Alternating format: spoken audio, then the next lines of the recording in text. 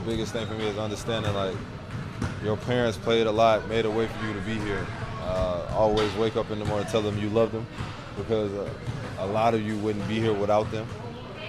So I mean, just to be clear on what the message is for you to love your parents and come to a camp and enjoy basketball. And if any of the kids here today have dreams of being in the NBA, what would be your message? You said, yeah, hold on, what, man? It's competition over there. What you say again? If any of the kids here today have a dream of being in the NBA, what would your message to them be? Man, don't lose sight of that. It's gonna be obstacles, it's gonna be ups and downs, it's gonna be those days where you don't feel like getting up. And I said just take it a step at a time and really keep pushing for that dream to happen, because it might not be in the NBA, but you never know. You might be assistant coach. You might end up being somebody who's, a best friend of a best friend that somebody's connected to the NBA. You might be a physical therapist, which I wanted to be when I was growing up, to be around basketball. So, I mean, it's not just being in the league. It's more so just no matter how your path is going, like, getting the chance to be there is a special point.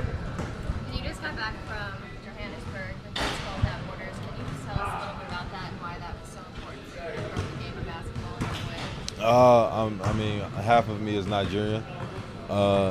So having those type of roots, I felt like it was an opportunity to go back and go to the motherland and get a chance to really see my people, but also help the kids of my roots. And obviously explain the game, encourage them to get better. It's a lot of talent in Africa that a lot of people don't know about because obviously other reasons in social media, but I feel like, they're going to start carving their way in this league to where it's going to be a lot of African descent in this league, not just a couple. This is not UD starting. But anyways, yeah, it was to help the game and just to help my roots. UD is very much so passing the baton to you when it comes to leadership and giving back to the community. So what does it mean for you that you surprised you and showed up? I mean, that's OG. One thing about OG, man, he always shows up to the younger generation camps trying to spread his wisdom. He always says he's seen everything but the win. And after being undrafted, 3 championships and 20 seasons with the same team, I can attest to that. He's probably seen everything but the win. So, a hometown kid, honestly, coming to my camp and really getting the fans riled up and the kids into it was really dope. Yep. Yeah, big news off the court. Damian Lillard supposedly. I knew you was gonna come over here with this, man. The community question. That's not fair. I was gonna ask that stuff. What is your reaction to kind of all that going on? Obviously, you got a good relationship with that. Right now, the biggest thing, I'm not worried about that. Biggest thing is, me and Dame do have a connection. We do have a type of brotherhood, but, it's business. Both sides want it to make sense. We're not a part of that. Well, I'm not a part of that.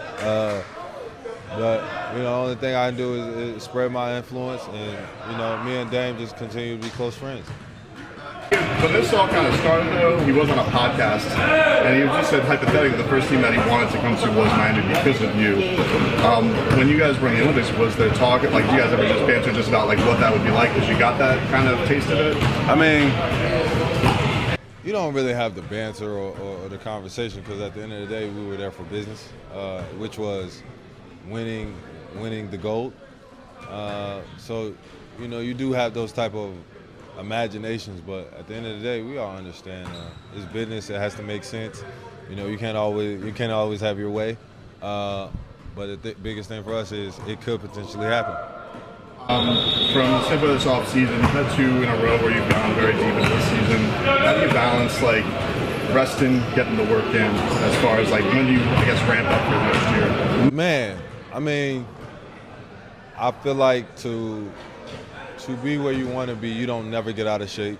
You don't never really take time off, but you still keep your body in that prepping stage, that pending stage of it's an easier transition to get straight to it rather than, I'm gonna take X amount of time off and I'm gonna chill, this, that, and the third. Like, yeah, it's cool to have your fun, but at the end of the day, when you have such short summers, you gotta understand that, like, you gotta keep your body in a level of shape where you can bounce back and really get into the groove without hurting yourself. Do you have anything you particularly want to add to your game? Like, is there anything this year that's like a goal or a standard of points that you want to add to it? Man, my biggest thing is being consistent. I feel like that's the hardest thing to do in life is be consistent. So for me, it's trying to be consistent every day of my play. Obviously, you want the All-NBA, the DPOYs, the championships, and I feel like you only get that through consistent work and keeping your head down.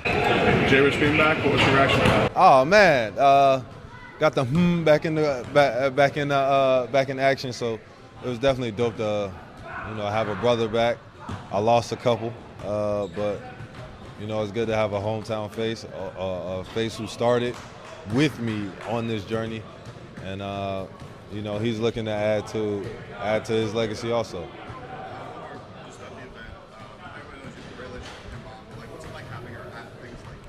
Man, it's dope because, on a simpler scale, like a lot of people don't get the opportunity to bring their moms and stuff like this.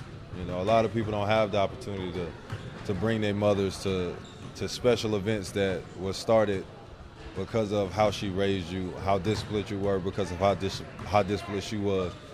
And and there goes this talking from my mom.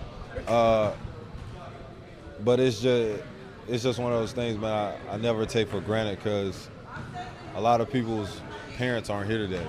A lot of people's parents can't be here. A lot of people have reasons to why, they don't call their parent. For me, man, it's always been, my mom has been my rock and my pride and joy, and everybody knows that. So, any special event that I have or going to be a part of, she's always going to be a part of because you got to cherish those moments. For sure.